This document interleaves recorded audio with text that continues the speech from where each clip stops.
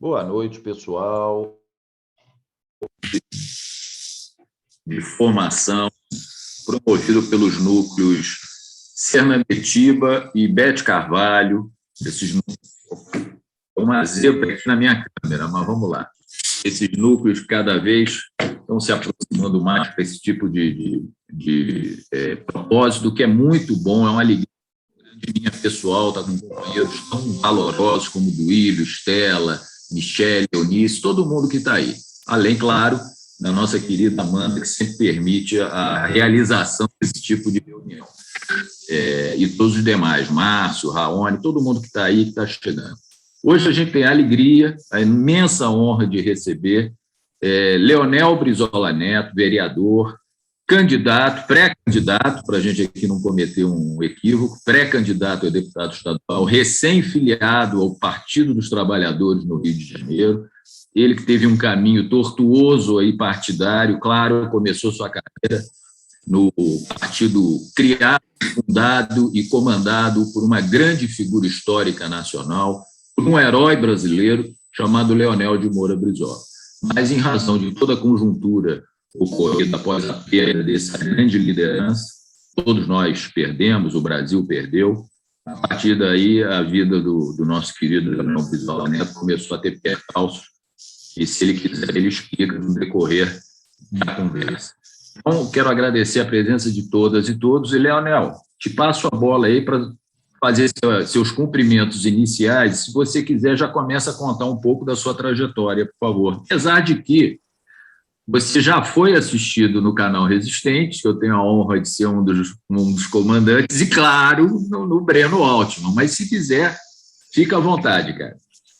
Não, bom, Eduardo, eu que te agradeço pelo espaço, quero parabenizar o núcleo Cernametiba Barra da Tijuca, me colocar à disposição de todos vocês, até eu moro no Recreio, então contem comigo no que precisar.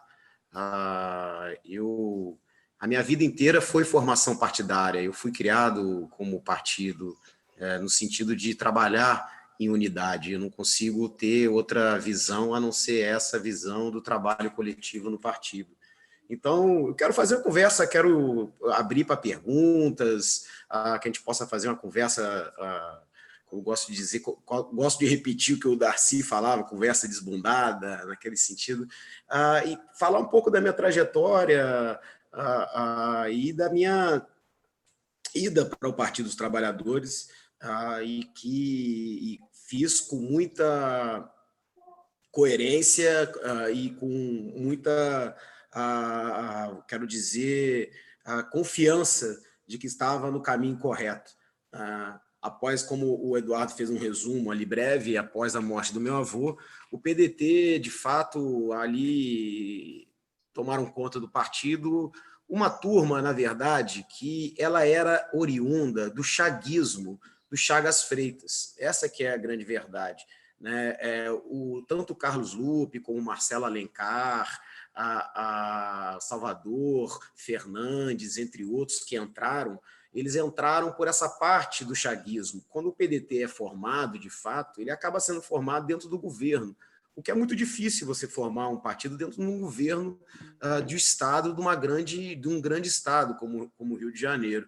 E, claro, o Brizola não era uma pessoa que aparelhava, ele era contra o aparelhamento e muito menos perseguia só porque era do outro governo. Pelo contrário, ele acabou absorvendo muita gente, de fato, né? Principalmente até a parte dos ajudantes de ordem, né? Aquela parte militar e toda, ele acabou, inclusive, absorvendo muito ali, tendo pessoas de confiança que trabalharam com muita decência e dignidade.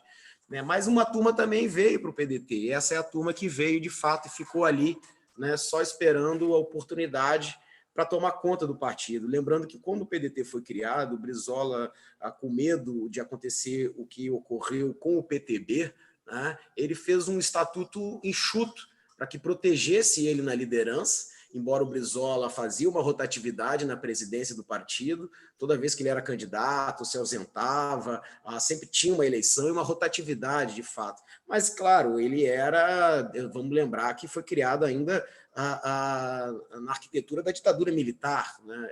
Isso é uma coisa importante de ressaltar. Ao passo que, com a morte do Brizola, essa turma, ou seja, avançou na direção do partido. E a prática foi a antítese da política do Brizola, alianças com governos que não tinham a menor identidade ideológica, pelo contrário, promoviam programas políticos contrários daquilo que o Brizola tinha feito na prática. Né?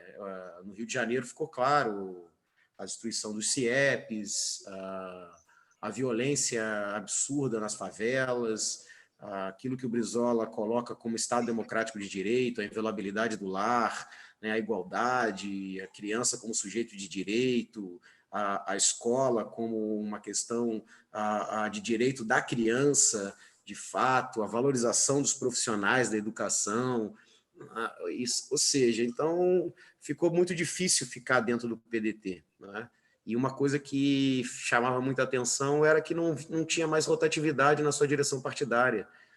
O presidente ali que adentrou, Carlos Lupe, se alvoroçou e se auto-intitulou presidente municipal, estadual, presidente nacional, presidente do Diretório de São Paulo, ou seja, o partido começou a ficar mais cartorial e comissões provisórias. Ele foi tirando os diretórios que eram eleitos democraticamente, que eram contrário a ele ou trabalhavam por uma democracia interna no partido, e ele foi tirando na caneta e destituindo mesmo.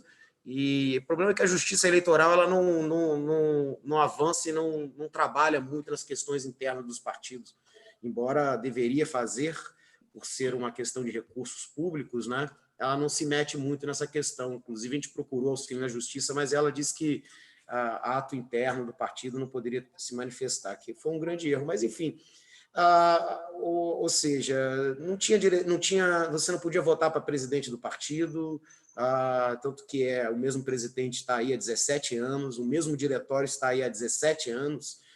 Eu eu era contra a política de governo da segurança pública do Cabral e as UPPs, e tinha uma figura que liderava o partido naquele momento por voto, que era o apresentador, Wagner Montes, eu me lembrei, desculpa, tinha me dado um branco aqui na cabeça, tinha me dado um apagão, o Wagner Montes, que andava com porrete, direitos humanos para os homens, para os humanos direitos, quer dizer, é a mesma coisa do Datena, esse trash television da televisão, e ele era o expoente do partido, e ele, dentro do PDT, dizia que o Brizola era uma tragédia na política de segurança pública, né?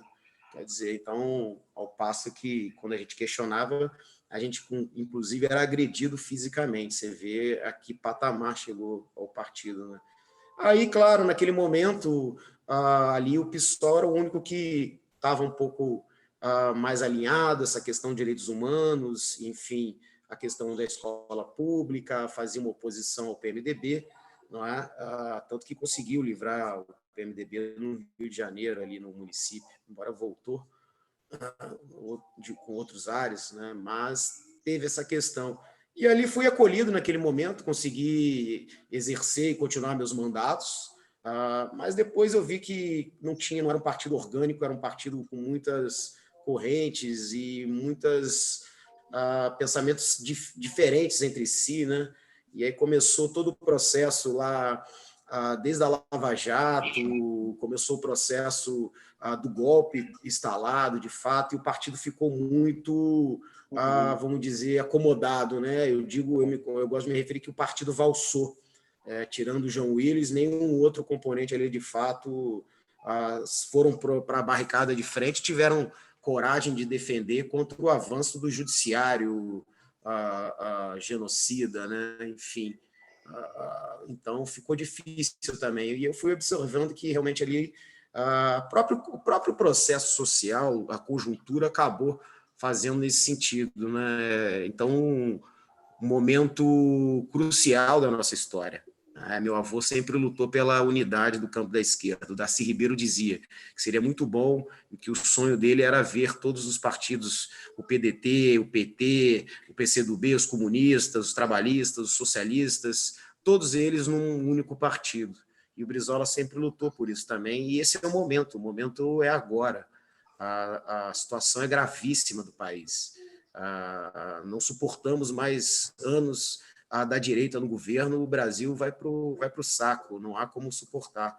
Ao passo que eu fiz essa decisão e quero dizer, eu estou muito feliz pelo acolhimento, pelas palavras carinhosas, por todo esse carinho e acolhimento e essa interação, ao passo que eu venho para ficar, para poder construir o partido, assim como construí o PDT no município, mais de 90 zonais, cada zonais tinha mais de 30 filiados, me elegi presidente municipal, fiz rotatividade na sua direção, e aí, claro, acabou incomodando a direção partidária que queria um outro rumo, né, mais autoritário.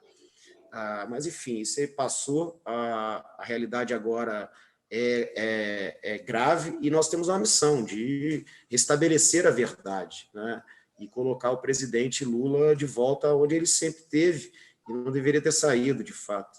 Né? Se ele não tivesse sido preso, ele seria o candidato, a gente não estaria nessa situação. Então, quero agradecer o acolhimento do partido, a todos os dirigentes e a principalmente a militância, na qual quero cada vez mais poder conhecer, me interagir e compartilhar. Maravilha, cara. Eu quero abrir aí para a gente fazer mais em estilo bate-papo com o Leonel, para ficar um negócio bem dinâmico. Quem é que quer a palavra primeiro para ir? Duílio. Duílio já foi o primeiro a se inscrever, nosso grande companheiro Duílio, e vão se inscrevendo aqui no chat, pessoal, para a gente batendo bola com o Leonel. Por favor, Duílio. Boa noite, companheiras e companheiros. Uma satisfação estar aqui com o nosso querido Leonel Brizola e muito felizes por você ter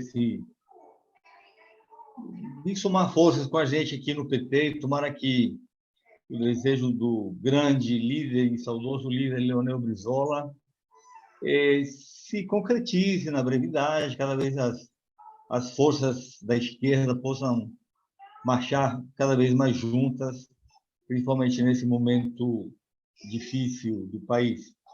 Eu queria lhe fazer uma pergunta. O PDT, as principais lideranças, as lideranças históricas do PDT, elas, de certa forma, não compactuam com essa situação, com essa organização do LUP e tal. Como é que você vê o PDT diante da candidatura do Ciro Gomes, principalmente depois de ele ter se transformado assim num elemento totalmente nocivo, que só vive atacando, só vive denegrindo, só vive falando mal da gente, falando mal do PT, do Lula, da Dilma, fazendo intriga? Como é que você vê esse organismo maior, o PDT, qual vai ser o comportamento do partido em nível nacional diante desse comportamento do Ciro Gomes? Obrigado, Duílio. Perdão. Obrigado pela... Olha, para falar a verdade, quero dizer uma coisa. O Ciro Gomes vai acabar sozinho. Isso vai ser um fato. Eu tenho vários senões ao Carlos Lupe, presidente do partido, mas ele já começou alguns movimentos de aproximação nos estados.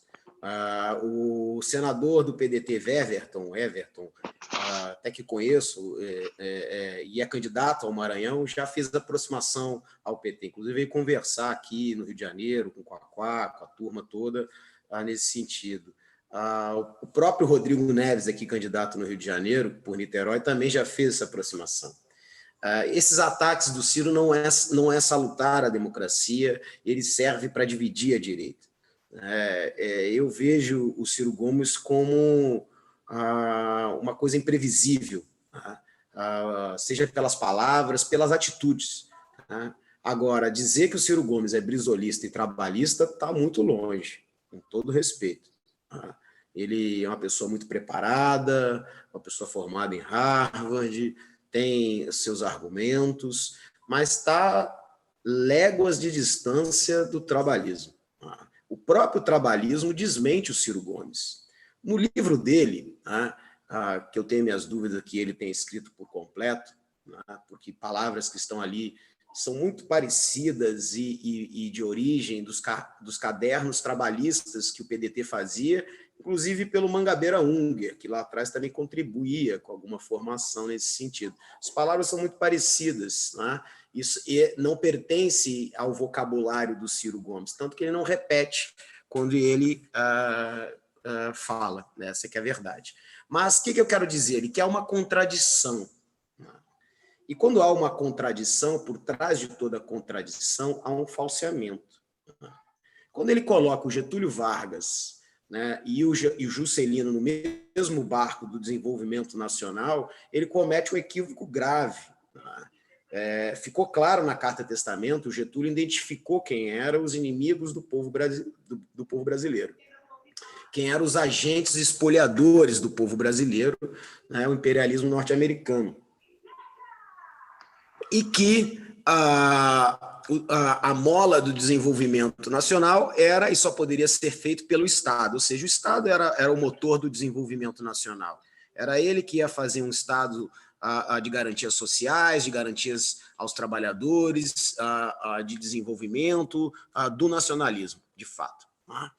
Ao passo que o Juscelino, ao contrário do Getúlio, ele coloca a multinacional como promotora do desenvolvimento nacional. Ou seja, são distantes, né? São grandes figuras, Juscelino é uma grande figura, tem seu valor como presidente, mas nesse conceito há um equívoco inicial, aí não dá para juntar. Né? Não dá para juntar. Outra parte que ele se equivoca é uma coisa que eu já vinha denunciando quando eu era do PDT, esse alinhamento do PDT ao DEM, né? Ou seja, ao ACM, né? No caso agora o ACM Neto.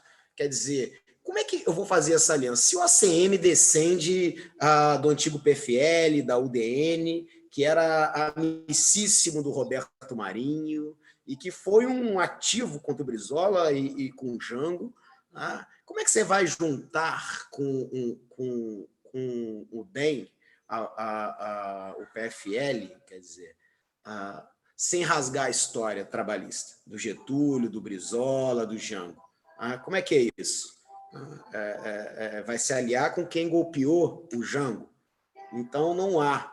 A outra que fica evidente nele é esses ataques, né, udenista, essa retórica udenista que ele utiliza de acusação, de dedo de seta, o Lula ladrão, a maior corrupção da história. Maior corrupção da história?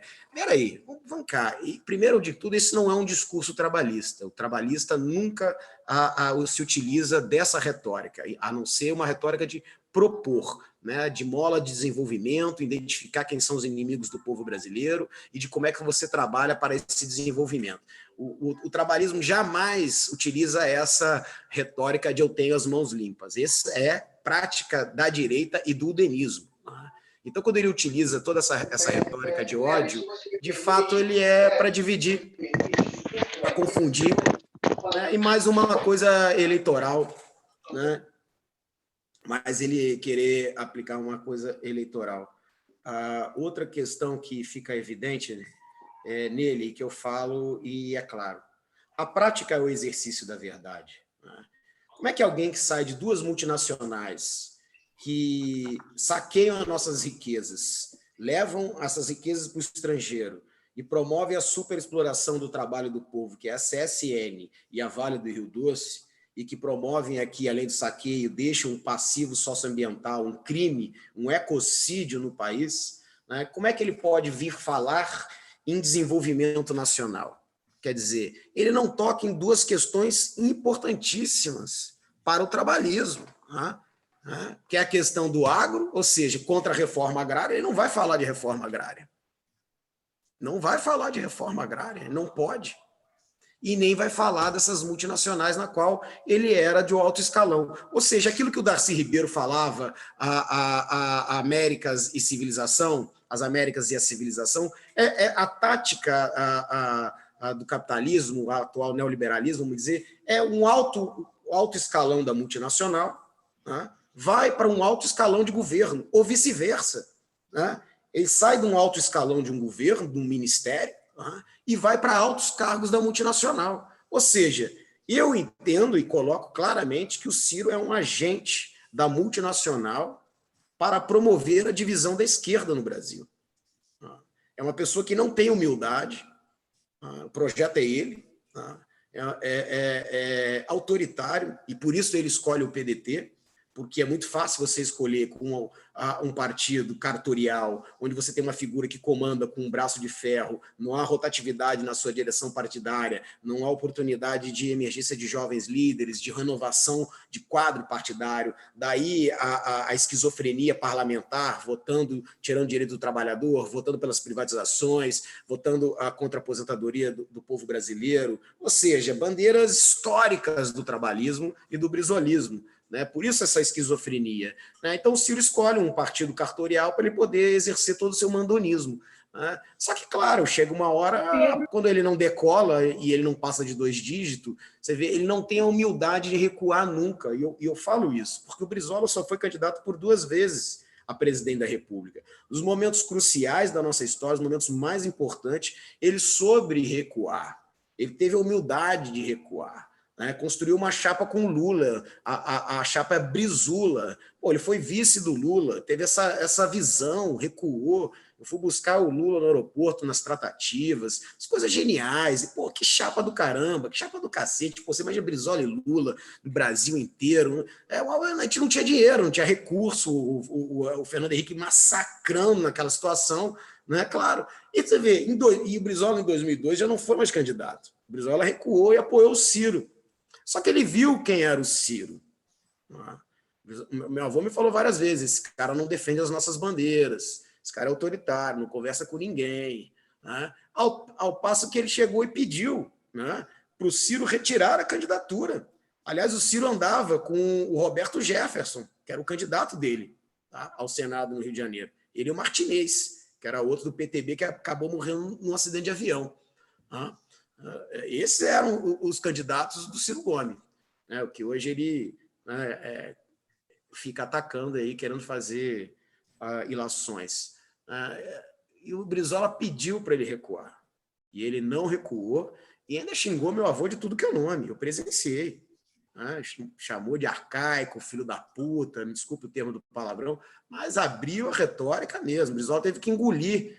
Né? Mesmo assim, costurou apoio ao Lula em todo esse sentido. E aí eu vejo com muito pesar, né? Mas a história vai julgar. A história vai julgar o Ciro Gomes. É alguém que está ligado com a classe alta do Ceará e muito ligado ao Tasso Gereissati. Então, ou seja, aquilo que eu estava falando da multinacional, das grandes empresas.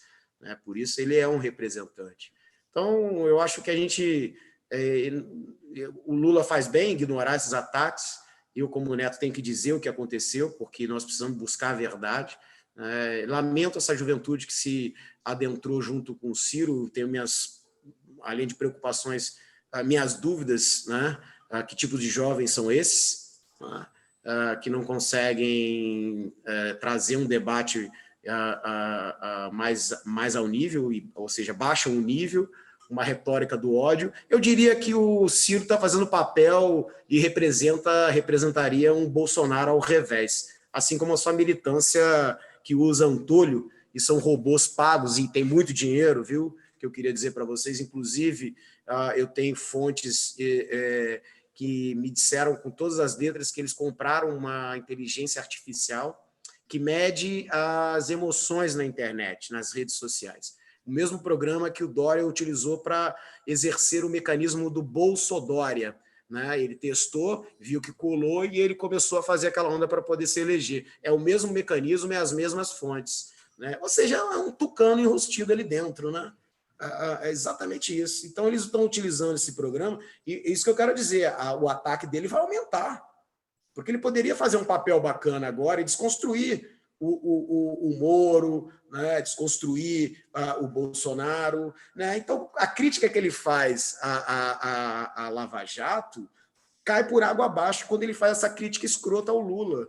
né, essa acusação escrota ao Lula. Me desculpa o termo, mas é isso mesmo, a escrotidão que ele faz. É um ataque sem fundamento. Dizer que o Lula é o responsável pela eleição do Bolsonaro é de uma sacanagem, de uma canalice sem tamanho, sabe? Porque não é verdade, e ele sabe de que não é verdade. Isso é um processo social muito mais profundo. Isso que ele colocou é uma coisa muito rasa, politiqueira e eleitoreira, porque as razões são muito mais profundas, e ele, que é um profundo conhecedor da geopolítica mundial, e como se diz, e eu tenho certeza que não é um trabalhista, mas todo trabalhista faz a visão do externo para o interno. O Brasil está sob ataque.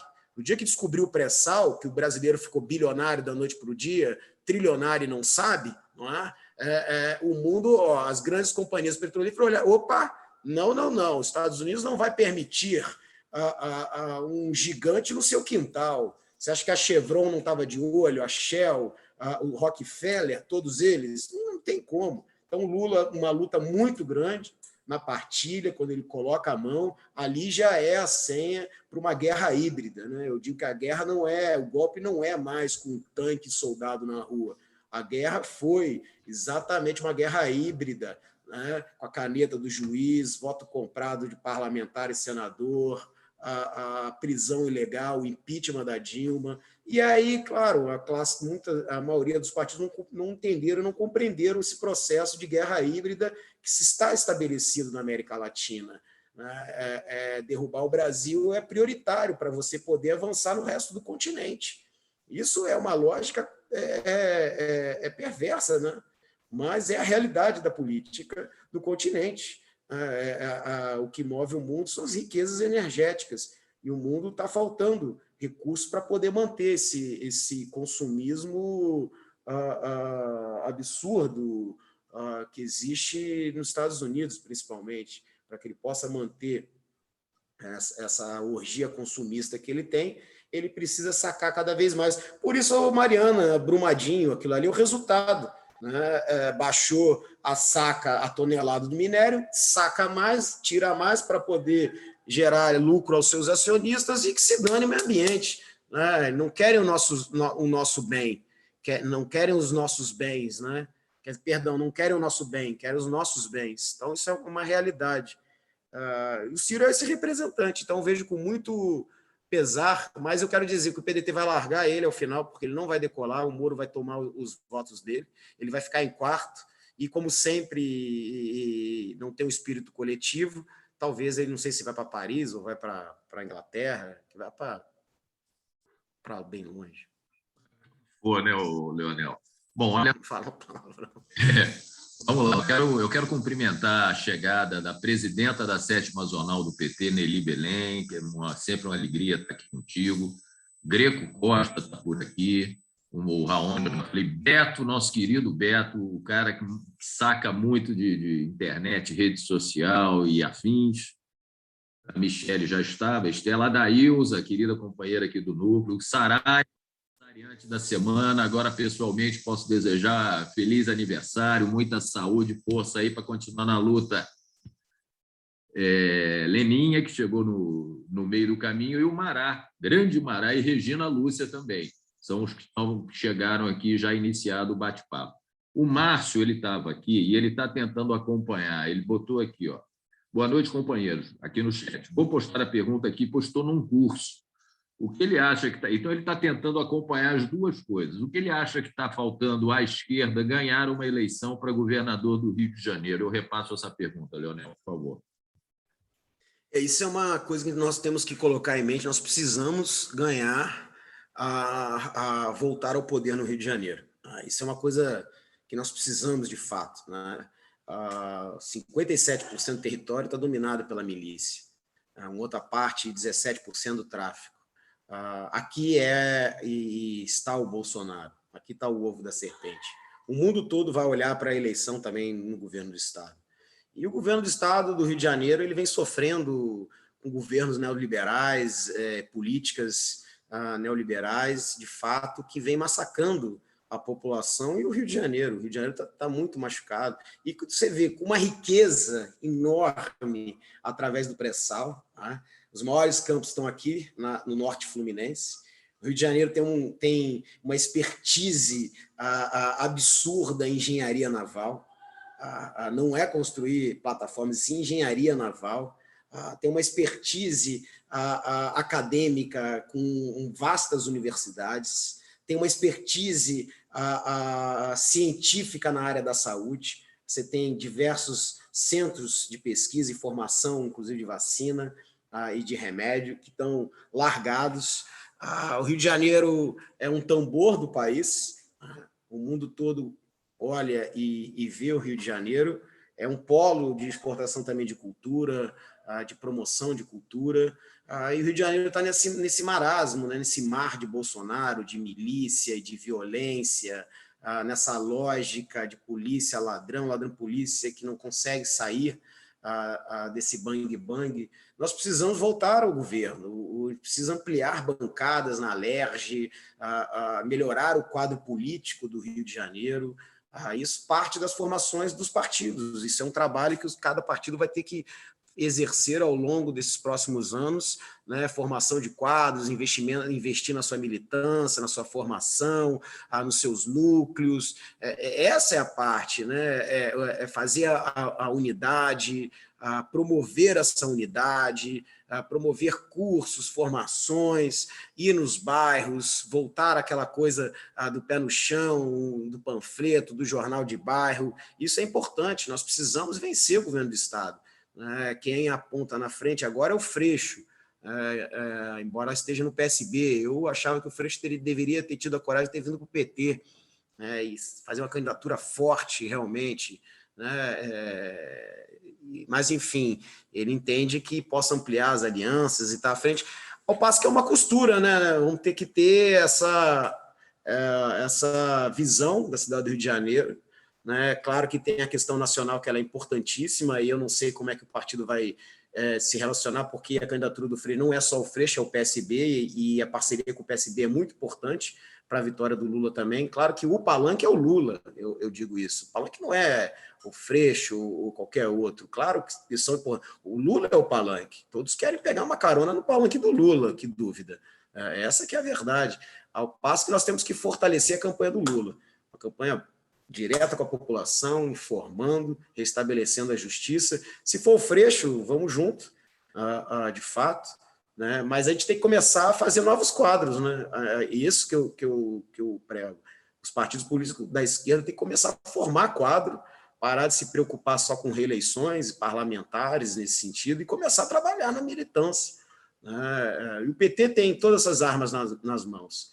É um partido organizado, é um partido que tem uma rotatividade na sua direção partidária, é um dos maiores partidos do mundo, é um partido que tem um reconhecimento no mundo, tem uma liderança carismática, uma liderança não só nacional, mas internacional. Eu digo que o Lula ele não é mais importante só para o Brasil, mas ele é importante, ele é imprescindível para a América Latina e para o mundo.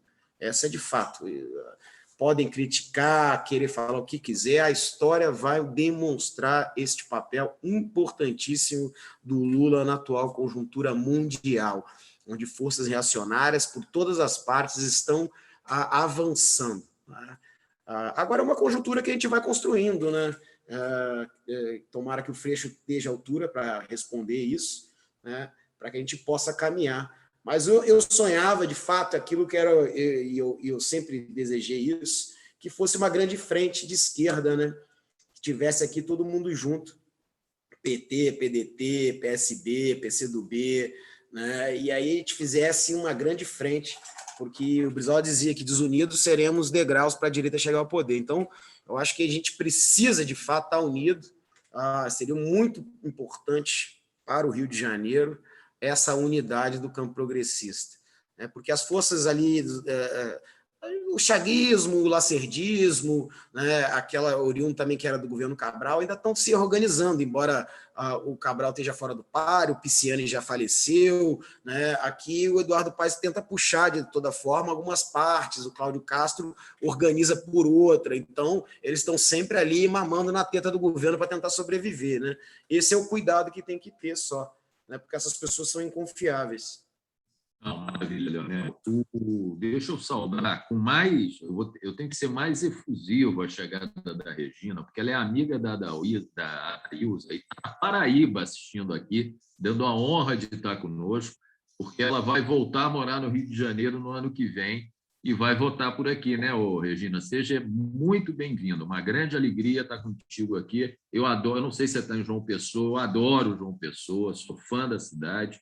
Seja muito bem-vinda. A Fátima Lima avisou que tem uma reunião com facilitadores da nova primavera e vai tentar entrar ainda antes do término. O Pedro Paulo, que é o que marcou esse encontro aqui com o Leonel, ele está sem internet em casa, então ele está com uma enorme dificuldade de chegar.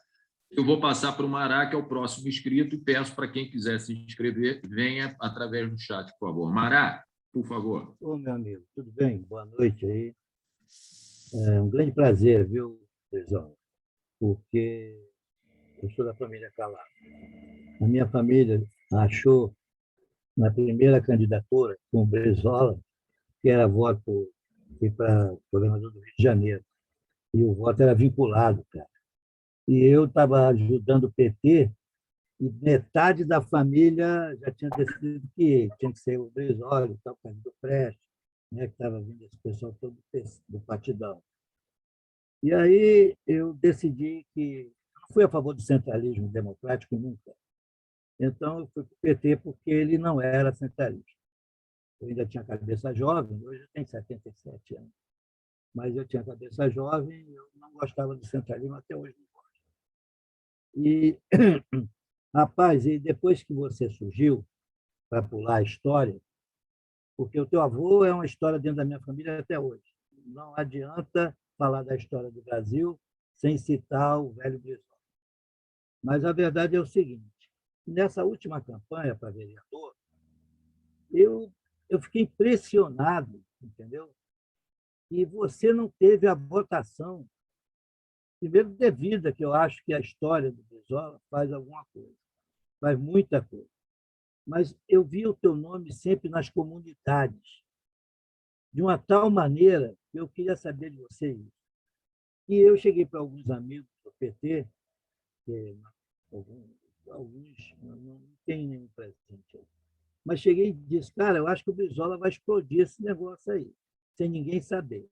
Eu acho que ele vai ser um dos candidatos mais votados. É que eu sou um pouco otimista também, mas eu achei, porque onde eu ia, tinha um grupo que até revolucionário, né? A visão revolucionária que você criou dentro das comunidades.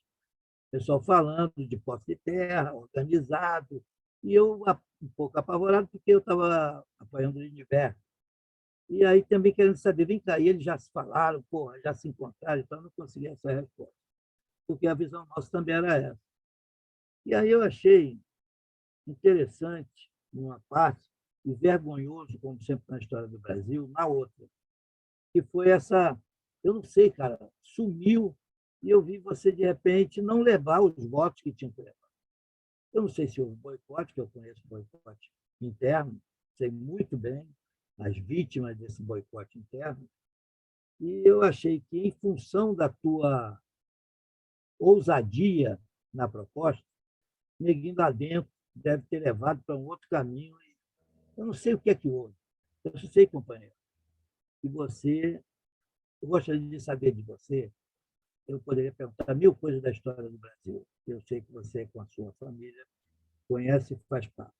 Agora, eu queria saber realmente o que aconteceu, se esse grupo do Ciro teve interferência grande, se foi alguma traição, ou se eu estou vendo errado as coisas da tua não votação. É que eu, pelo menos, esperava, e um grupo de pessoas da minha família também esperava. Porque o cara, eu ficava levando, dizendo, olha, o Brizola Neto, eu acho que vai dar uma explosão aí para vereador, cara. E o pessoal ficava entusiasmado, mas não via, tipo, o interface. Eu, até com o pessoal mesmo, da família que não era militante de rua, mas pessoas que, grandes divulgadores. E aí, de repente, eu não vi isso.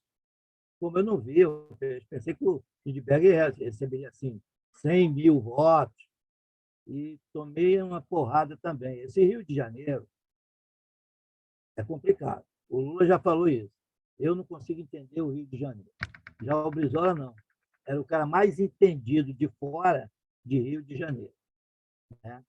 Garotinho que eu diga, Ciro Gomes que eu diga, o velho sabia das coisas. Desculpe eu me alongar, mas eu queria ouvir isso de você e queria, dentro disso, perguntar a você que o Brizola tinha uma influência muito grande com radialistas lá no Rio Grande do Sul, quando ele fez, né, o primeiro governo, e tinha uma presença muito forte com a Brigada. E ele fez aquela cadeia da liberdade, o negócio todo, e salvou o Jango. Você tem algum, vamos dizer, você sabe dessa história e existe algum Brizola dentro da tua família?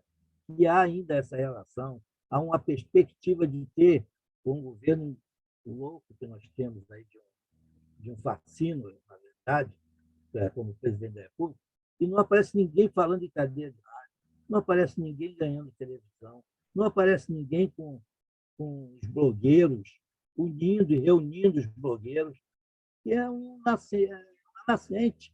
Alguma coisa tem que ser feita.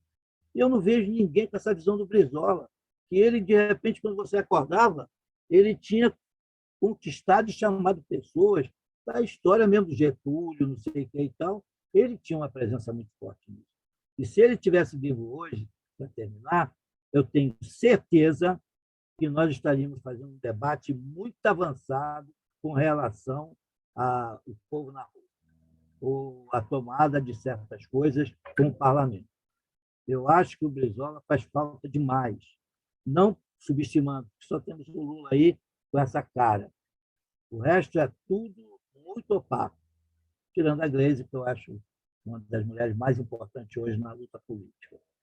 Então, Brizola, eu queria ouvir isso de você da primeira parte e dessa segunda, se tem algum legado, tem alguma coisa na tua cabeça para informar, porque você estava fazendo esse trabalho de base, muito mais do que muitas pessoas do PT.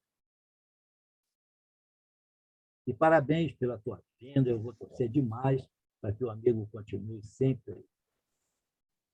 Obrigado, companheiro Calado. Olha, para mim é uma honra estar conversando contigo.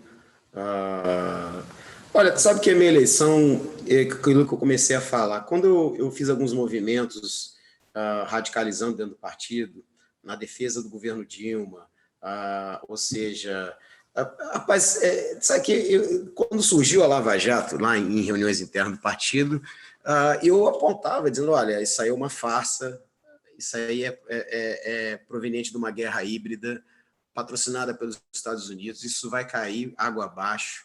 Esse Moro aí que vocês estão elogiando e a Lava Jato é uma farsa e vai ser colocada e o Lula vai voltar a ser presidente do Brasil. Eles davam risada, o Brizola é louco. E isso acabou me isolando no partido. Isso, de fato, o Freixo não aceitava isso. O Freixo foi um dos principais ali que demoraram a defender o governo da presidente Dilma, que estava sendo impeachmentado. Demorou muito essa turma. Né? Tanto que o João Willis também, um dos motivos do João Willis ter saído foi, além da violência que ele sofreu, e os ataques e tudo, foi esse não acolhimento do partido, boicotaram ele de tudo na eleição. Claro que ele é uma figura, ainda conseguiu se manter ali na última. Né? E aí, claro, tem a pandemia, muitos eleitores não foram votar, essa é fato, a pauta identitária tomou conta do debate e das eleições, né? Uma pauta moral, de fato, que também é importante ser discutida, mas tem que ter atenção de que de maneira se discute ela. Tanto que os mais votados do Rio de Janeiro, claro, teve o Tarcísio, foi votado, mas você tem aí voto para a direita até não poder mais. O Rio de Janeiro botar 60 mil votos no Gabriel Monteiro, um policial militar, né, um filho do Bolsonaro, mais 70 mil votos, mais uma miliciada danada, ou seja, quer dizer, tudo de direita ou fundamentalismo religioso. Aí realmente é muito difícil, né? E o partido não teve essa leitura. O partido quis fazer a bancada dele, começou a excluir aqueles que radicalizaram em determinados momentos, né? Ou seja, como eu não tive esse acolhimento, fica difícil você fazer campanha. Você não tem televisão, você não tem recurso partidário, ou seja, o Freixo vacilou no sentido muito grave, que foi o seguinte, e aqui eu falo para vocês, ele tinha a oportunidade de ter ganho a prefeitura, ele perdeu a chance dele, Ele perdeu a chance dele. Essa que é o fato. Concordo. Ele não quis tocar, ficou com medo de perder. Concordo. E você não pode ter essa indecisão na política para o executivo. Você não pode, como uma liderança nesse naipe. O que aconteceu? Ele viu que ele tinha chance e ele tentou voltar. Só que aí não dava mais tempo, ele tinha lançado a Renata, quer dizer, uma mulher, uma boa parlamentar, mas muito crua, ela só tinha 2 anos de mandato, estava recém-aprendendo, não conhecia as entranhas do município. Né? Nós tivemos que municiar, mesmo assim eles não queriam mesmo essas informações, é uma coisa muito no caminho deles. É estranho, de fato é estranho. Né? E isso, de fato, mostrou, embora o pessoal fez uma grande bancada, mas é uma bancada que é cada um por si. Infantil, para mim é infantil. Esquerda infantil. E eu também concordo, porque fica numa pauta que não modifica. Quer dizer, ninguém faz oposição ao Eduardo Paes. Só o único que está jantando todo mundo é o Lindenberg. E muito bem. Pagar caro por isso. Pode ser. Agora, nós temos que entender, o governo Eduardo Paes tem seus avanços na cultura, agora é uma política neoliberal de cidade litorânea, ou seja, custo de vida europeu e salários africanos. Não pense que ele é um grande progressista, conheço muito bem, tenho o meu respeito. Mandou votar na cassação e vai ficar com a direita, não adianta. Isso aí só vem quando vem na boa e interessar ele. E aí tem que saber usar essas peças, né? Não ser usado por elas. Tem que saber usar essas peças, não ser usado por elas. O Brizola era mestre de saber usar, o Lula também sabe bem, ele sabe contornar. Eu acho que o genial dessa turma é isso, saber utilizar as peças na hora certa e não ser domado por elas. Mas, claro, né, então faltou essa base, de fato, para que pudesse um partido orgânico, né, um partido grande. Eu estou acostumado a ter reunião no partido, ter sede. Então, quando eu vejo o PT, vou na sede do PT, vou ao núcleo do PT, como esse aqui, isso me dá um tesão, me dá uma esperança danada, né? Como ser humano, como um agente político, me cria esperança e faz com que, poxa, realmente a gente vai conseguir avançar, poder defender aqui, seja o legado trabalhista, né? Esse caminho, esse entrelace do Brizola e do Lula, né? São 2 polos, saiu do norte e do sul com a mesma origem pobre, né? Apanhando. O Lula, claro, nesses últimos anos apanhou muito mais, né? Não há comparação do que o Lula sofreu na história, ou seja, o foco que colocaram nele, na família dele, eu acho que não tem na história, porque tanto o Getúlio que sofreu, o Jango também, a mesma cantilena, né? Corrupção, mas você não tinha esses mecanismos de internet, de celular e de informação muito rápida e chegando a todos os cantos, tanto que eles trabalharam de uma maneira das guerras híbridas, trabalhar justamente nessa questão das palavras, né? Isso faz parte, né, desse jogo de destruir governos, né? Por isso que eu gosto de citar muito o que aconteceu na Ucrânia, companheiros e companheiras, porque ali, de fato, é um modelo praticamente utilizaram no Brasil, praticamente muito igual ao que utilizaram no Brasil, né? Então, mostra claramente a interferência dos Estados Unidos para interferir o avanço econômico da Rússia e da China, que ali é uma rota essencial, né? Então, tem a ver com geopolítica mundial, e o Brasil é vítima disso aí, e já tinha sido alertado desde a época do Obama, né? Não é o que o Obama fala, era o que o Obama fazia. De fato, não é o que o Obama fala, é o que ele fazia. Não é à toa que ele apontou para o Lula e falou: você é o cara. O Lula falou: eu sei quem tu é. Você me permite? Claro. Muito bom, Leonel, muito bom. Ô, Marasco, rapidinho, por favor. Você sabe que... Vou correr. Você sabe que esse caso do Obama, para o PT, historicamente, é uma vergonha. Ninguém nosso ter ido lá, cobrar do Obama que ele fizesse um espaguete, cacete que fosse, para botar no livro dele a limpeza do nome do Lula. Porque no livro dele está colocando o Lula em parte. É isso que me entristece, entendeu? O PT não tem ninguém, e alguns chegam a dizer, só vive malhando, não estou malhando nada, não. Eu estou contando uma história.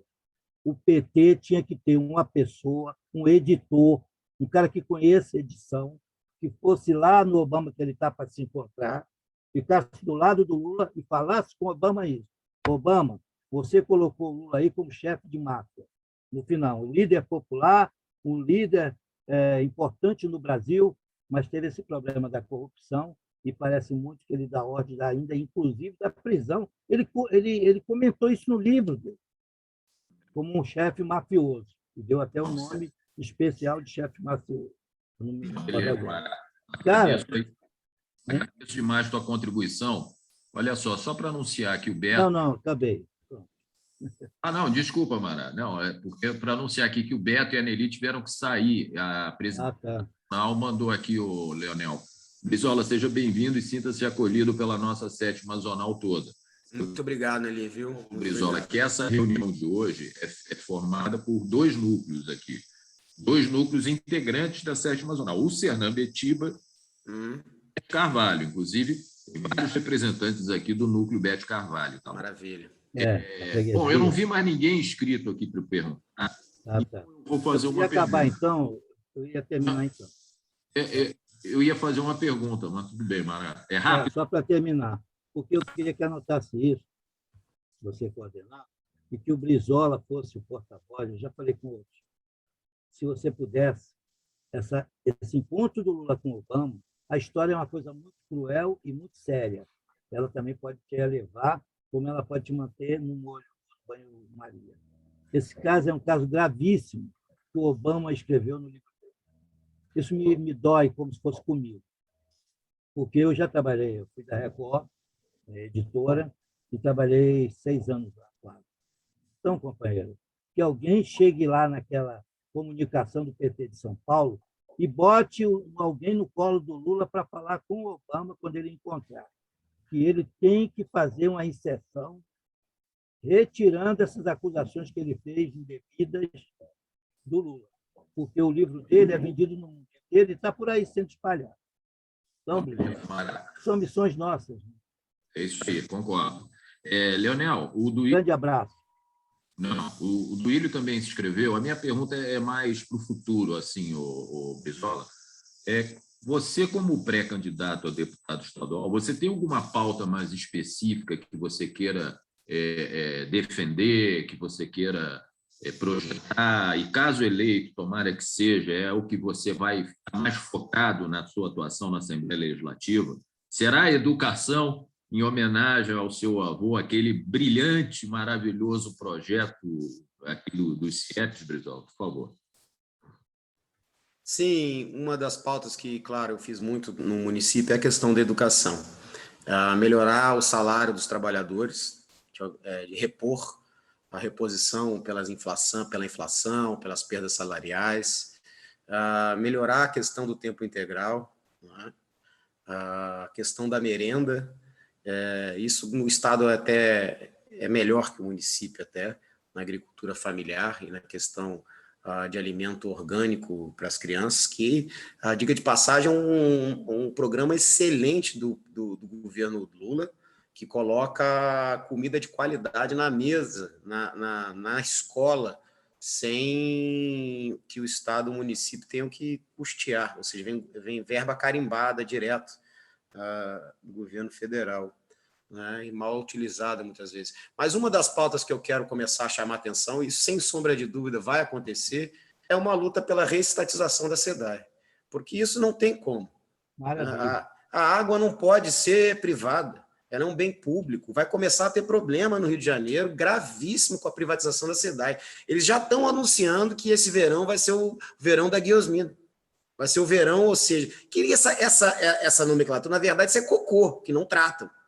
Essa que é a verdade, né? Aqui na cidade eu acompanho muito bem. Quem não quer tratar o cocô é a camada rica. Se você pegar o Rio Carioca, você vai lá na fonte do Rio Carioca, lá em cima, ele é limpo, você bebe, você toma água e limpa, né? E aí tem a comunidade, você tem ali dentro, a comunidade está tratada, né? Você faz entroncamentos dos 2 lados, capta aquela água, vem descendo, né? Faz um troncamento lá embaixo que não é ligado, que é construído desde o governo Brizola, não houve uma modernização. Tá?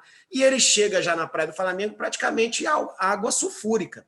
Tá? Passa aquela parte rica ali, que jogam todos o despejo de esgoto. Tá? Essa que é a verdade. Não querem tratar, é uma coisa simples. A gente vai ter problema com água. Isso vai ser claro. E vai ter uma guerra com São Paulo pela disputa da água. Isso é claro. O mundo todo está acontecendo isso. A água é uma questão que começa no território, termina no outro, e o Código de Águas não está sendo respeitado mais no país. Isso é uma tensão enorme. O São Paulo vai pegar toda a água do Rio de Janeiro. Essa é a próxima disputa. Ou seja, o imperialismo trabalha para que se exerça disputas territoriais para fazer uma balcanização, de fato, do país. Então, são dois componentes importantíssimos no país. Uma é a questão energética do petróleo, a Petrobras, e a outra é a questão da água. Sem essas duas plataformas, você não tem desenvolvimento, porque toda indústria não anda sem água.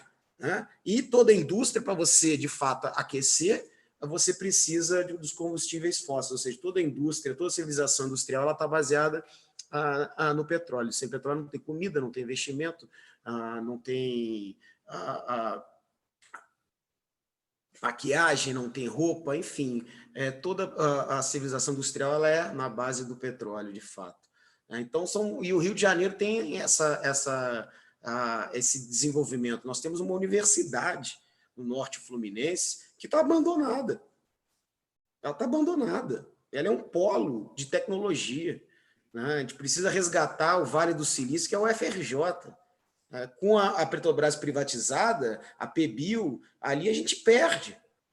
Então, são tantos mecanismos que o Rio de Janeiro precisa resgatar, a agricultura do estado, do interior, a fartura do Rio de Janeiro vem do interior, não está mais na capital. A capital, você veja, não tem mais indústria. A cidade do Rio de Janeiro arrecadava de imposto da indústria nem 10%, não é nada. A gente perdeu isso aí. A gente perdeu, isso é um dos problemas graves. O Rio de Janeiro não pode ser um estado só de serviço. Isso é um crime que fizeram com o Rio de Janeiro. Né? Uma outra luta que eu quero fazer é uma luta antiga do meu avô, uma reparação, né, que não é uma luta, né, que vai, claro, precisa ser discutida em Brasília também, né, mas eu acho que é uma boa luta para o Rio de Janeiro, porque toda capital que mudou, né, teve a mudança da sua capital, houve uma reparação econômica. O Rio de Janeiro nunca teve essa reparação econômica. Quando muda daqui para Brasília, a gente perdeu altos serviços de salários altos que qualificavam e gerava, né, a economia em espiral, jogava dinheiro, né, você tinha remunerações mais altas, um alto funcionalismo federal, você perde a capital e não é recompensada. No mundo todo, quando você há uma mudança de capital, há uma recompensa. E aí a gente não teve recompensa nenhuma. Essas são umas pautas que eu gostaria de tratar, claro, mas no decorrer, né, no sentido, adentrando, né? Sem esquecer de outras. Ó, a Denise está precisando ir embora, a gente está indo para a reta final mesmo. Denise, deixou um grande abraço para você, Brizola. Eu vou passar rapidinho para o Duílio, que a Leninha tinha levantado a mão e eu não tinha visto. Eu quero pedir 1000 perdões, Leninha. Eu não sei se você está na frente do Duílio. Duílio? Não, ela se inscreveu depois, mas eu gostaria de ceder o lugar, porque eu já falei. É um cavaleiro. Tenha também alternância aí, tá? Duílio, sempre certo. Ô, Leninha, antes de você falar rapidamente, o Brizola só queria destacar duas coisas. Aqui na sala tem algumas professoras, hein? Elas podem ter gostado das notícias que você está querendo implementar, Iva. E outra obrigada. Coisa, sou um ouvinte, sou um carreador, né? Isso aí. E outra coisa, você falou da Ucrânia, me lembrou muito um artigo que um ex-juiz e atual pré-candidato a presidente escreveu na semana passada, usando como a Ucrânia exemplo para a criação de um tribunal contra a corrupção. Mas vamos lá, Nenia, desculpa. Obrigada, Duílio.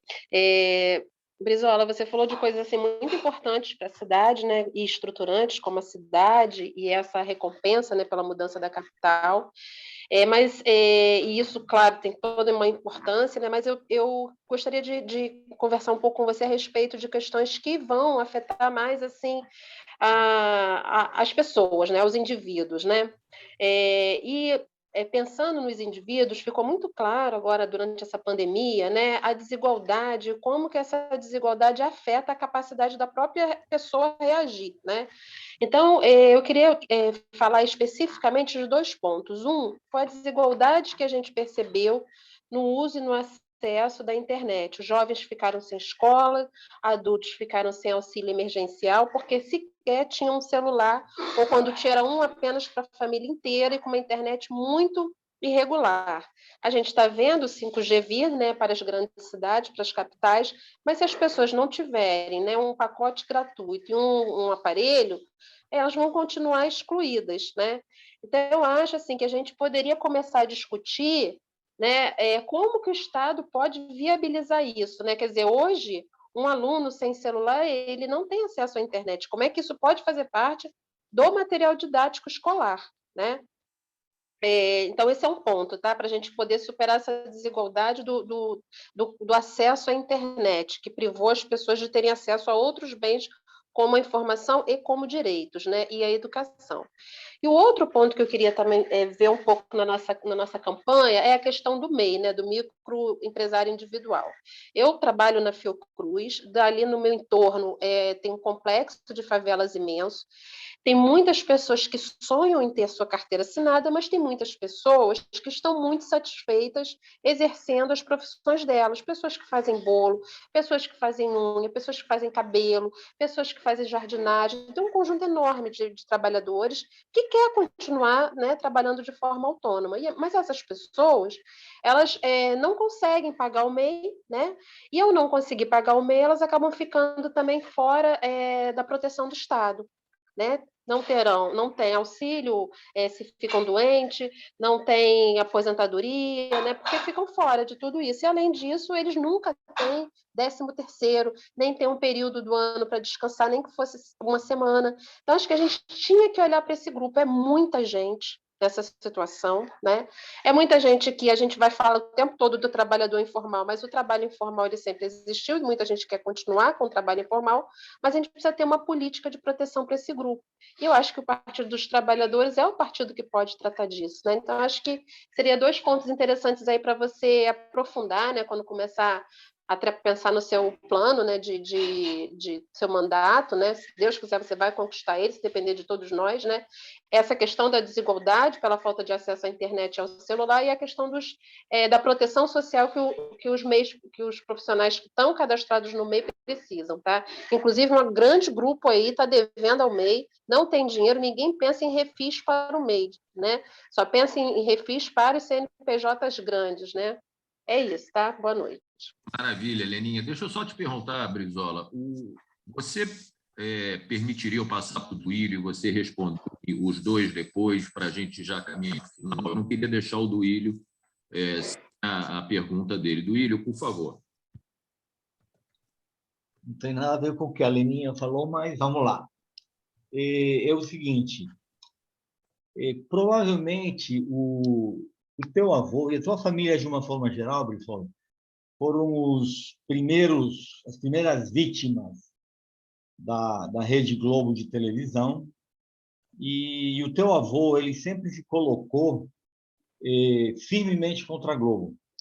Houve um episódio assim maravilhoso que o Cid Moreira teve que ler uma resposta do Brizola no Jornal Nacional, que até hoje, de vez em quando, a gente revê e roda pelas redes sociais. É um momento assim espetacular do teu avô.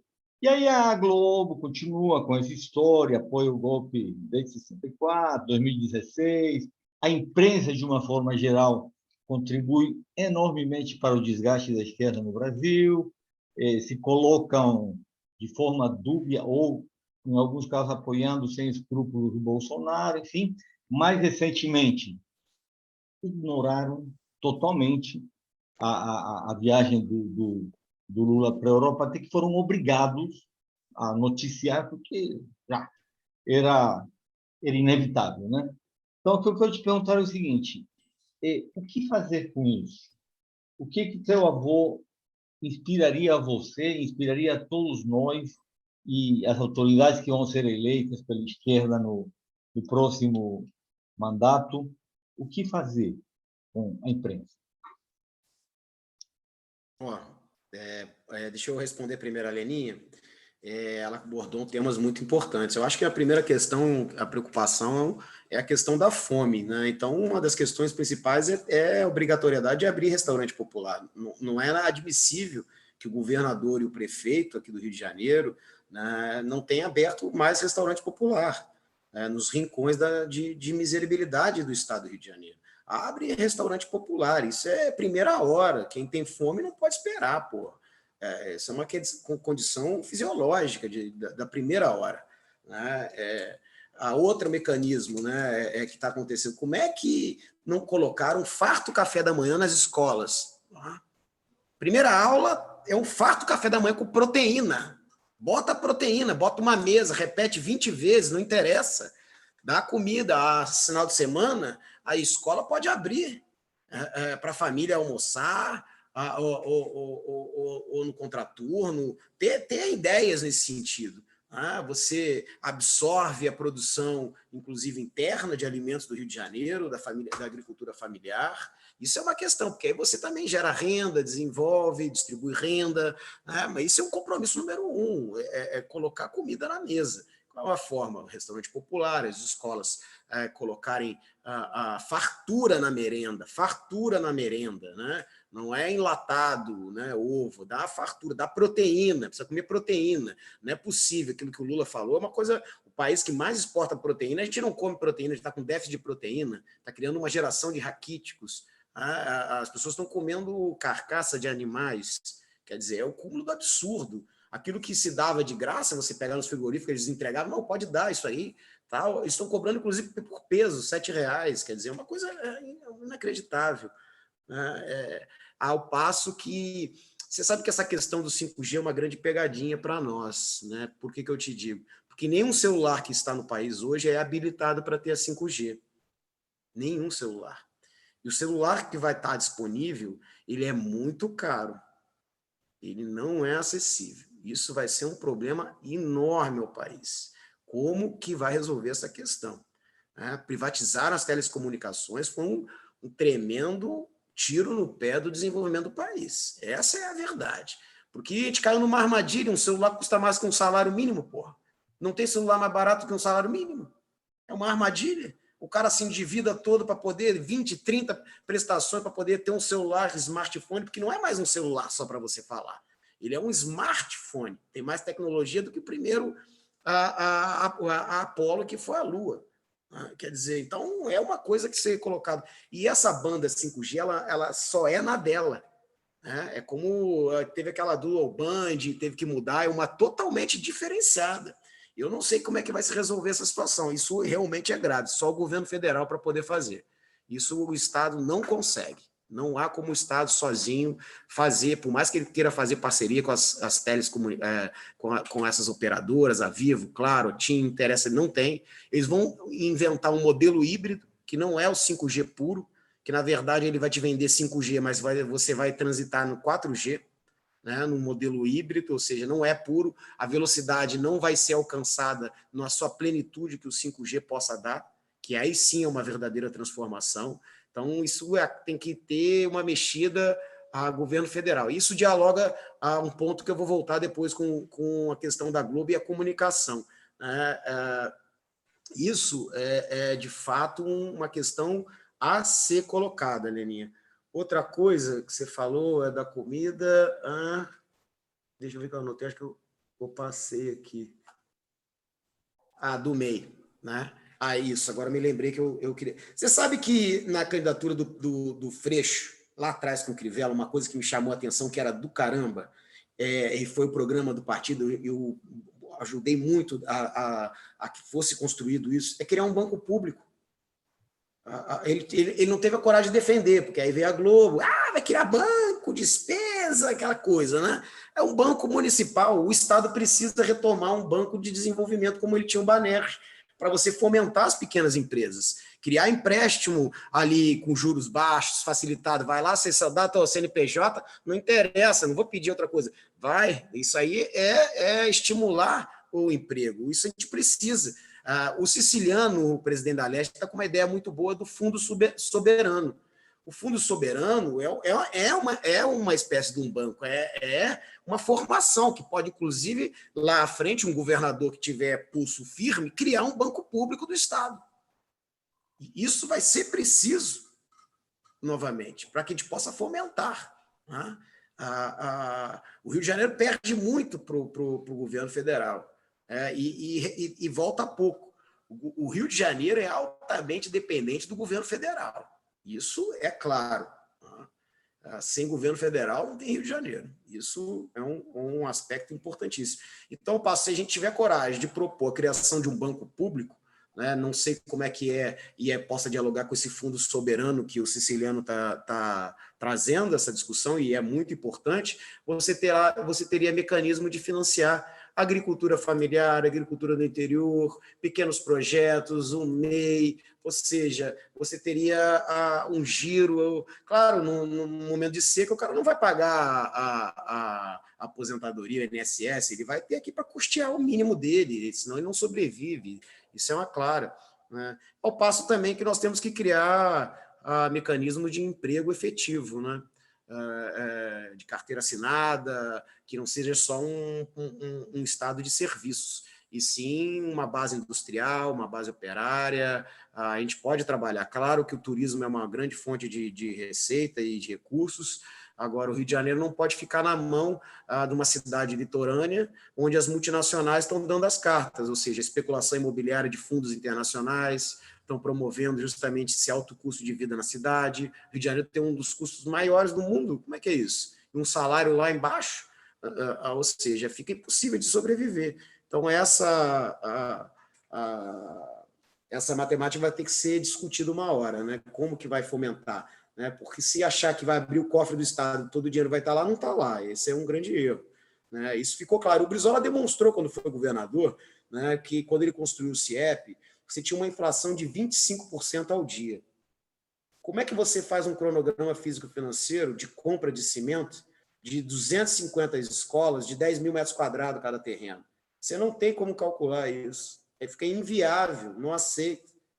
Então, claro, na genialidade dele, do Darcy e do Niemeyer, criaram a fábrica de cimento e criaram um programa especial, ou seja, retiraram da Fazenda. Porque se tu deixar tudo na Secretaria de Fazenda, nada vai sair. Você tem que criar todos os projetos, ele tem que ser a parte da Secretaria de Fazenda. A Secretaria de Fazenda ela tem que ser só para pagar as despesas. Está aqui, vai pagar o profissional, vai pagar o servidor, vai pagar aquele custeio. Agora, os projetos de fomento de um Estado, ele tem que ser uma secretaria à parte, com outro orçamento. Ele não pode estar na Fazenda, senão a Fazenda sempre vai gavatear, sempre vai dar não pode, não vai sair.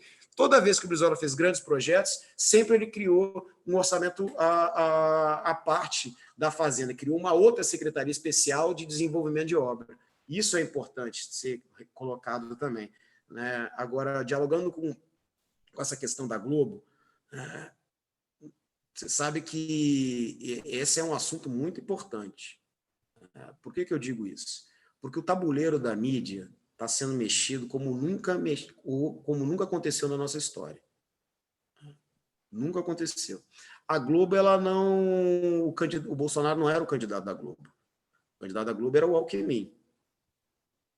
Claro que não decolou, mas ele utilizou o Bolsonaro para atacar e destruir o PT como um mecanismo. Isso foi fato. Ocultou as fake news, mas não é de hoje. Me lembro do debate com o Lula, né? Toda aquela armação, de fato, com o Collor, o 3 em 1, aquela pastinha do Collor no debate, ele batendo aquela papel ao maço, sulfite ali. Olha aqui o dossiê que eu tenho aqui, aquela papagaiada, que não era fake news brabo, nem poderia ter levado aquilo num debate. O debate editado, né? Ou o próprio processo da Proconsult com o Brizola. A Globo é perita em golpear, em promover mentira. Nunca vou me esquecer que o Merval Pereira estampou um artigo enorme na capa do Globo com a foto do Brizola, com a liderança, acho que era do Turano, e claramente colocou: Brizola abraça líder do Comando Vermelho. Uma tremenda sacanagem. A mesma papagaiada que fizeram agora com o Lula, a questão da Nicarágua. Uma tremenda sacanagem. Qual é a questão da Nicarágua que ninguém está falando?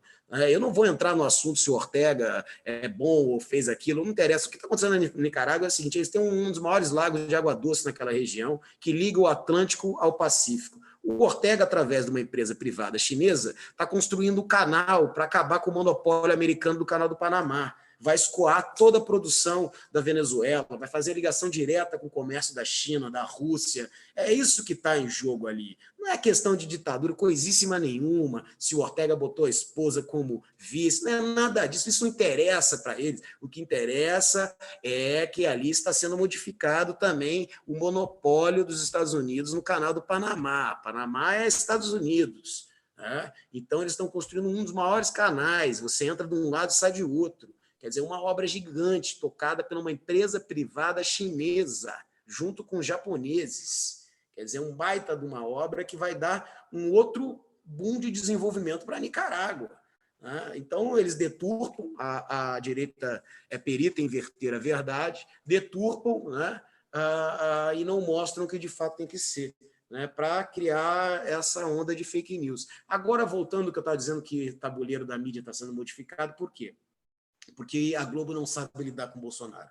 Hoje o Bolsonaro disse que vai caçar a concessão dela, que acho que termina em 22. E vai mesmo, o Bolsonaro vai engolir a Rede Globo. A Rede Globo não elege mais presidente. Ela não faz mais a cabeça da meninada e ela nem destitui presidente mais. Não consegue mais. Ela perdeu essa parte dela.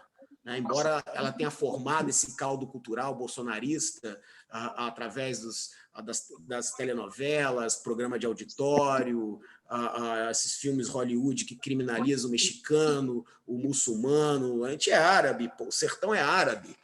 Que história é essa? Então, toda essa criminalização, tudo que isso é despejado na cabeça do povo brasileiro há décadas, essa lavagem, esse caldo cultural, né? Isso acabou formando essa parte, uma das vertentes da formação do Bolsonaro, né? Junto com 64, esse revanchismo. Agora, há uma crise, e desde a crise dos diários associados do Assis Chateaubriand. Quando uma grande emissora dessa, nesse naipe, entra em crise, é porque vem turbulência braba aí na frente. Há que se ligar nisso. Só um minutinho, Brizola. Carete, desliga o microfone, por favor, ou então, Amanda, se puder desligar.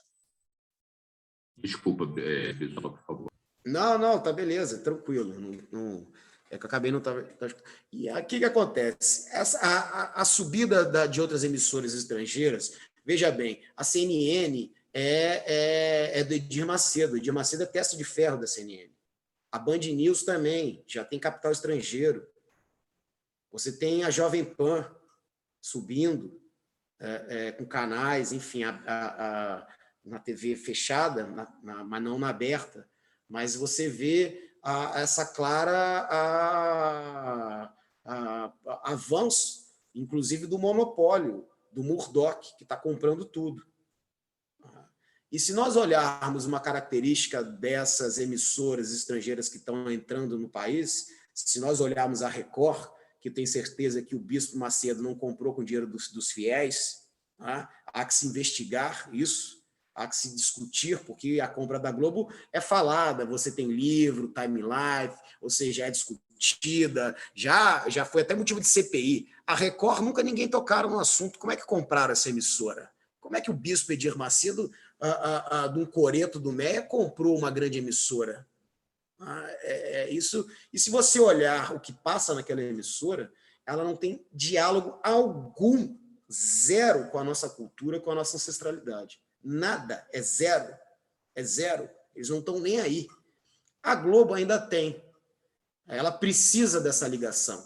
Embora de maneira tortuosa, ela transa bem com o Rio de Janeiro, por isso que ela se estabelece no Rio de Janeiro, os artistas ficam no Rio de Janeiro, transitam pelas ruas, são aclamados, não são importunados, transitam numa beleza, ela tem esse transe com o Rio de Janeiro, tanto que ela quer sempre colocar o prefeito no Palácio da Cidade, o governador no Palácio Guanabara, para quê? Para fazer negócio dela, o Museu do Amanhã, o Museu Mar, dar dinheiro para a Fundação Roberto Marinho, em contratos milionários, né, para dentro da educação, aquela palhaçada toda, ela quer manter, mas ela precisa que o Rio de Janeiro vá bem. E quando morre o Roberto Marinho, a Globo se divide nos 3 filhos, né? Um para a internet, outro para o jornal, outro para a televisão. E eles não têm habilidade alguma, eles vão ser comidos por esse surgimento desses canais estrangeiros, que é um monopólio da informação. Então, temos que ver que a Fox, nos Estados Unidos, ela faz propaganda da cloroquina e da ivermectina, faz propaganda para o Trump. Tá? A CNN aqui no Brasil, ela é reacionária, ela é diferente da CNN lá fora. Aqui ela é pró-Trump, lá ela era contra o Trump. Tá? Então, ela não tem qualquer ligação com a nossa ancestralidade, com a nossa cultura. Esse embate vai ser colocado no tabuleiro da mídia, que a gente vai ter que discutir com muito cuidado, porque o Brizola combatia a Globo pelo lado correto. A Globo aliada ao grande capital estrangeiro, ligada ao latifúndio, ao imperialismo norte-americano. Né? O Bolsonaro não, combate a Globo por conta do cofre. Né? Essa que é a questão. Mas o Bolsonaro conseguiu, uma coisa que a gente não escutava, Globo lixo, aquela coisa, ele conseguiu. Eu ando em tudo que é favela aqui, o que mais me impressionou nesses anos todos, né? Claro, aí tu via, poxa, a melhora de vida das pessoas, melhorou a casinha com o governo Lula, com a Dilma, o cara tinha uma geladeira nova, uns tinham um carrinho, conseguiu fazer um andarzinho para os filhos, tinha uma televisão, pá, lá na frente, né? Claro que pulou a parte do livro, faltou essa base e tal, mas melhora a dignidade do povo, né? Mas todas elas, todos os canais, ligado na TV Record. Todas elas. E aí você tem um problema grave ali. Além do fundamentalismo religioso, você tem aquela coisa da Universal pregando na televisão, promovendo cura através de copo d'água, se você der o dízimo, sendo que seus pastores, na política, promovem justamente ao contrário, para que o povo fique cada vez mais massacrado com políticas neoliberais e retiradas de direitos, para que eles fiquem ali ad eterno refém, né, da caridade da igreja, para que eles fiquem naquele domínio, ou seja, um atentado contra a economia popular, diga-se de passagem. Então, há uma grande mexida nisso tudo. Tá? A Globo está perdida nesse cenário. O cenário não está bom para ela. Ela perdeu receita, perdeu espectadores, ela não dá mais as coordenadas políticas. O povo entendeu, eu gosto do teu futebol, gosto da tua novela, mas não gosto do William Bonner. Não vejo mais teu jornal. Não é o que tu informa mais. Então, isso modificou. Isso tem que ter uma percepção de onde que a gente, de fato, possa compreender o que vem por aí, né? Porque o ataque dessas emissoras estrangeiras também não é bom para o país. Agora, chegando lá, é aquela coisa, a gente precisa democratizar os meios, utilizar os canais populares, rádios, né? Entrar uma Telesur, por que não promover um canal, um estatal bem formulado? Isso é uma questão importantíssima que nós precisamos. Nós perdemos a batalha da comunicação. A gente perdeu por uma cartilha gay, uma madeira de pênis, ou seja, que os professores iam converter os alunos em comunistas, homossexuais, ou seja, uma loucura. A gente perdeu, não conseguiu enfrentar. E outra coisa é aquela tática da direita de trabalhar e acusar corrupção, ladruagem, tudo no intuito de quê? De matar por completo o debate das ideias, aniquilar o adversário. Essa era. Então, a gente não soube enfrentar a altura. Quando enfrentamos, já estava tarde demais. Então, isso serve para que a gente não repita os mesmos erros. Então, a batalha da comunicação nas próximas eleições vai ser importantíssima. saber dominar e ganhar a batalha das comunicações vai ser um ponto de avanço, não vai ser o componente como um todo. Como eu disse, a questão econômica ela vai ser a pauta dominante, não tem essa. Isso vai ser fato, né? Mas a comunicação vai ser através disso. Por favor. Brizola, Mará, eu queria fazer uma pergunta. Você não A acha gente que o já está jornalismo com... da CNN... Mará, desculpa, meu amigo, que a gente combinou com o convidado às 9, já são 9h06, rapaz. Tá bom. A não ser que ele queira Não, abrir... pode ir até mais, não tem problema não. Tá, vai lá, Mará, mas tem que ser bem rápido, hein, Mará, por favor. Não, você não acha que o jornalismo da CNN está dando quase 5-0? 5-0 não, mas 5-2 na Globo, em primeiro lugar. Ela roubou, tirou jornalistas e tal, uma boa parte. E a gente nota que é popular, porque é democrático. Eles estão fazendo uma coisa muito bem feita. Eles fazem debate com quadros do PT, com quadros não sei o quê. Eles misturam de uma tal maneira que você não pode falar mal da CNN para a população, em parte, que eles defendem. Olha, a Globo não dá o que a CNN não dá. Hoje estava lá, fulano, o Bolo estava falando. Quer dizer, o negócio é muito bem feito. E eu acho que o jornalismo dele é melhor hoje de todas as emissoras. Quer dizer, estou dando a opinião de uma pessoa que não é dona da verdade. Mas eu vejo um jornalismo muito bem feito. Sim, são bem feitos. Mas você observar, elas têm o mesmo layout, né? Isso que é engraçado. A Globo, a CNN, a Jovem Pan, que abriu o canal agora, a Band News, embora outras cores, é o mesmo layout, né? Da Bloomberg, é layout estrangeiro, né? E há uma ocultação ao Lula também. Isso é fato. Há uma ocultação proposital ao Lula. Né? Porque é o seguinte, vem cá, quanto tempo ficaram lá aquele cano de esgoto vazando dinheiro, uma foto que parecia que tá coisa, e acusando o Lula e a família dele? Mas da Quando Globo, é que eles...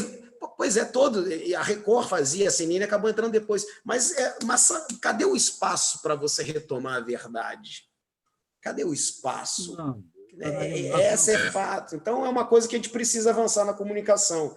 A comunicação de bairro, rádio é importante restabelecer. O Lula estava fazendo muito programa de rádio, muito importante, interior, falar na rádio, que a rádio é um mecanismo de as pessoas escutarem no interior, informação do que se vê em tempo, como é que está a cidade, informação que vem de fora. Lembrando que o Brizola ganhou a campanha da legalidade pela batalha das comunicações. E o cara começa com um rádio, acaba com mais de 150 espalhado pelo Brasil inteiro, que replicavam a rádio que ele estava informando a população o que acontecia. Está tendo golpe, o que vai ser? A gente não tinha WhatsApp ainda, não tinha esse mecanismo de informação, então não tinha informação nenhuma.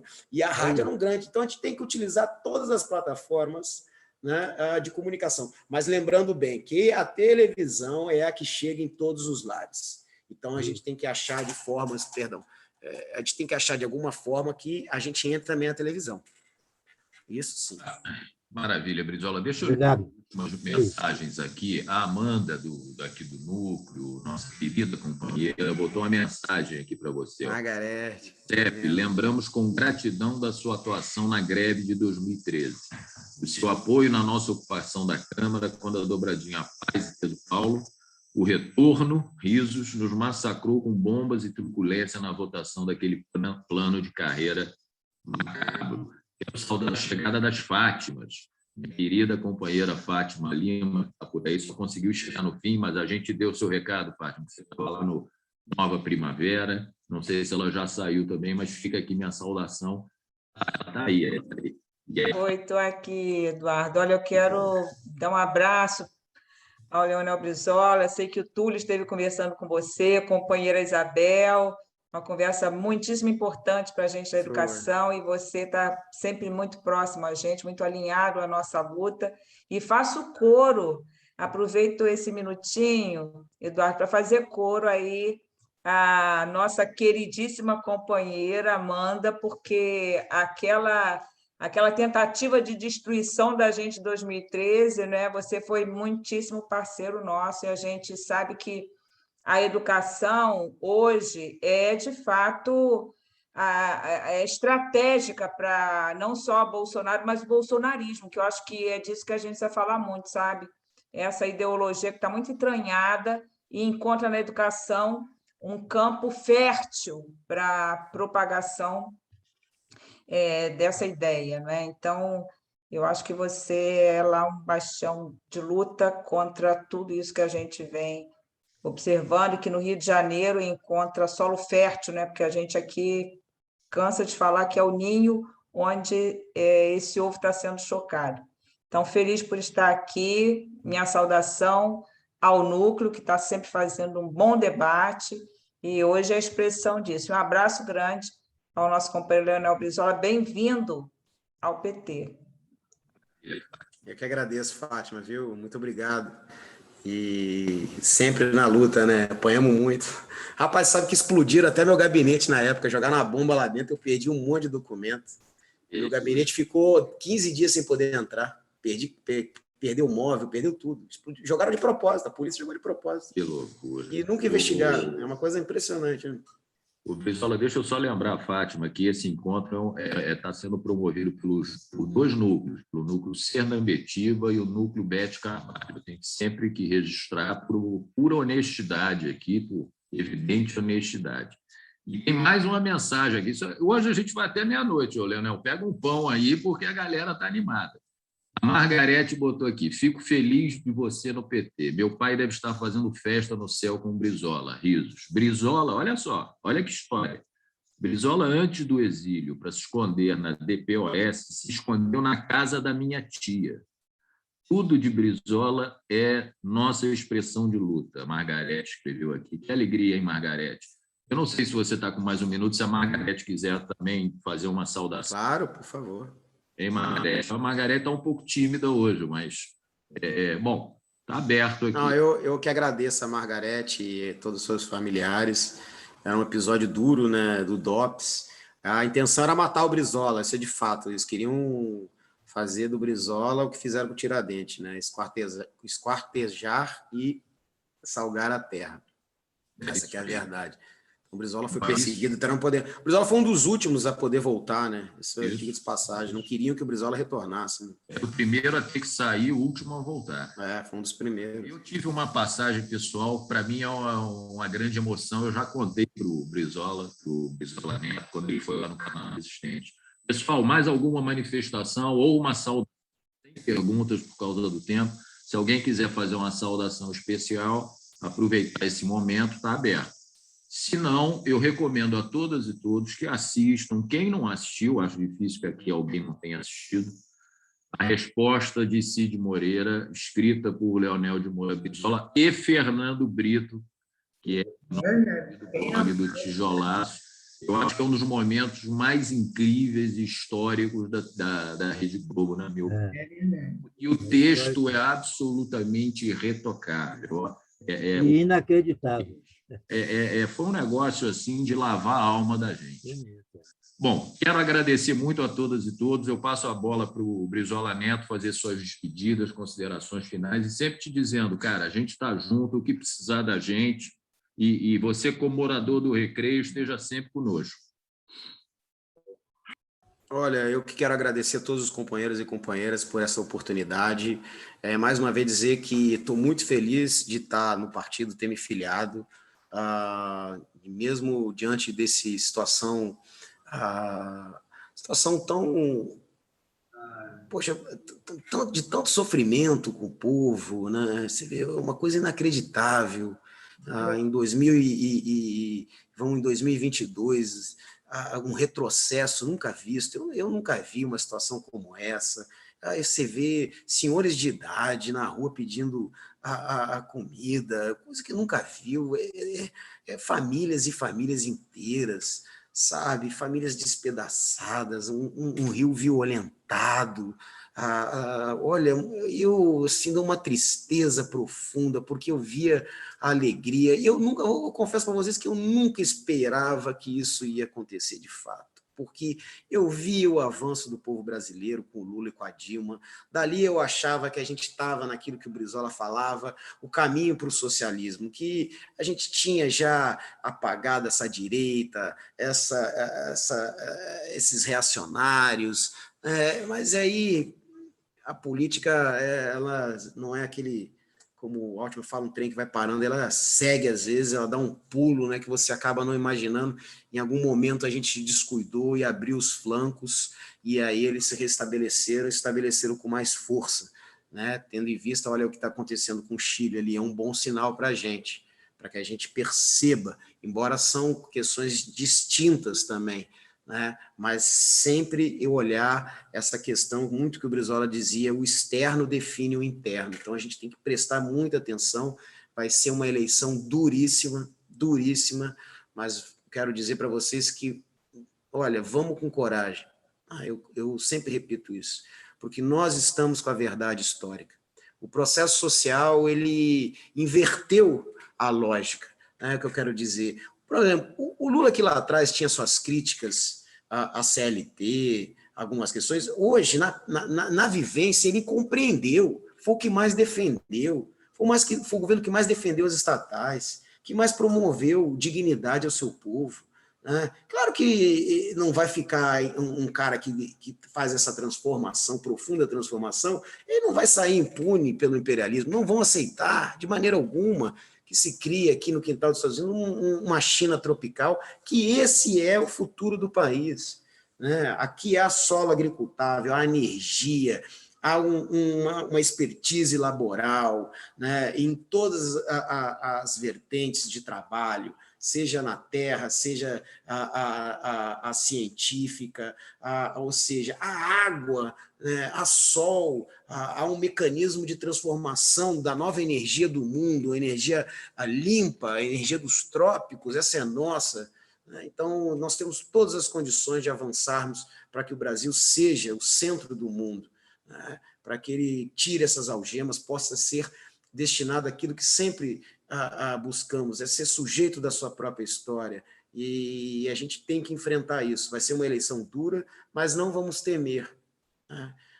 Passamos aquele ataque do golpe, agora, claro, o golpe continua em curso, ninguém dá golpe para ficar 4 anos e ir embora, eles vão fazer de todos os jeitos para não deixar o Lula ser o candidato, para o Lula ser candidato não poder disputar, se disputar não poder ganhar, se ganhar não assumir, vão fazer de todas as formas, né? Mas como eles estão divididos, e o Bolsonaro de fato segregou de fato a direita está toda ela dividida, ela nos dá a oportunidade de avançarmos, né? Então temos que ter muito cuidado, passo a passo, pisando com muita firmeza, né? Mas sempre com coragem, porque eu quero dizer, a verdade histórica está com a gente e a verdade histórica vai ser reparada. Essa é o fato.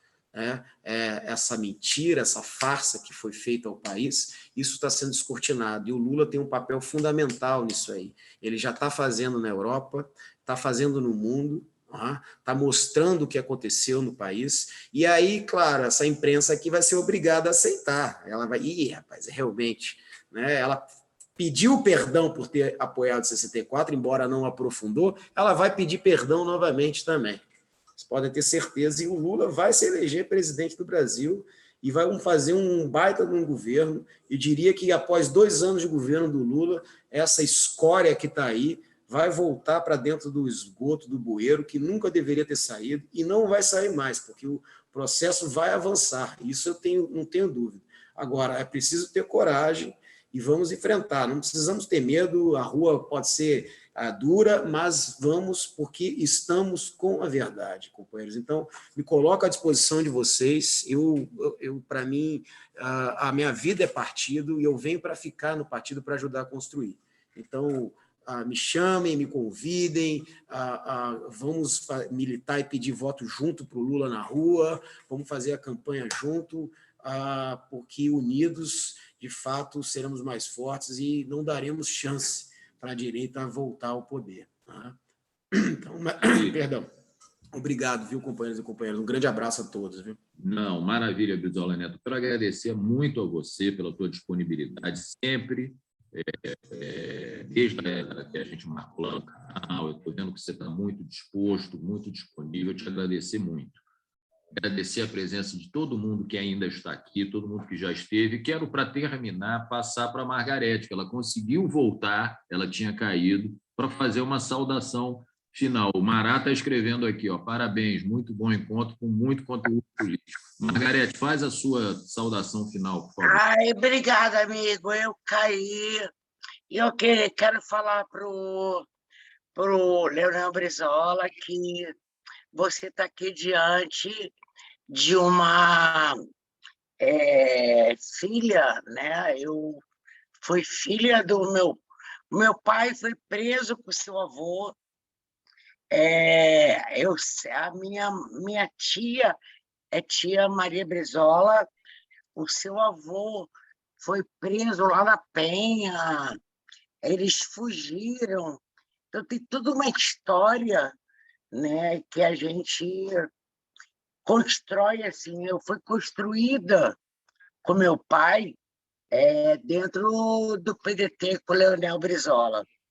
Então, assim, eu fico muito feliz ter você aqui. E eu até brinquei ali, né? Lá no céu, meu pai deve estar brincando lá com Darcy Ribeiro, Leonel Brizola, com todos vocês, porque assim, é muita emoção, assim. Ter você aqui, de novo, no nosso partido, é muito bom para a gente, né?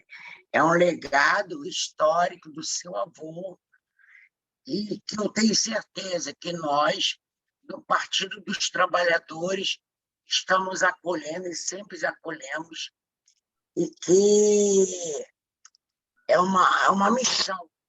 Sem educação, como diz o Paulo Freire, né? A gente não vai avançar.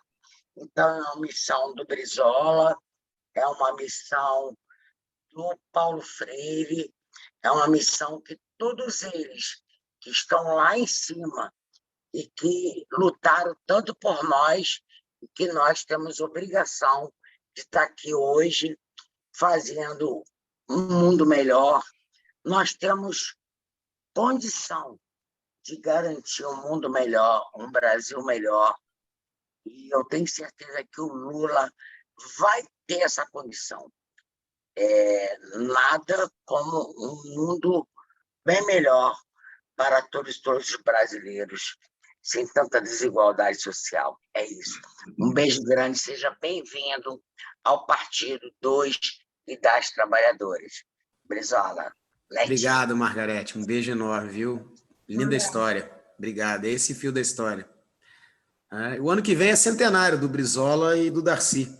Então, a gente está programando aqui, junto com o partido, fazer uma grande homenagem dia 22, chamar o presidente Lula, chamar setores internacionais, fazer uma grande programação, né? Então, tomara que a gente consiga efetuar de fato, e vamos fazer. Vamos fazer sim. Olha, uma grande presença, terminar com essa história emocionante, nada melhor, viu, gente? Verdade. Agradecer a todo mundo. Brizola, uma honra, uma grande... A honra é minha. De novo. Um grande beijo a todos, pessoal. Obrigado. Você que pilota as carrapetas, como se dizia antigamente.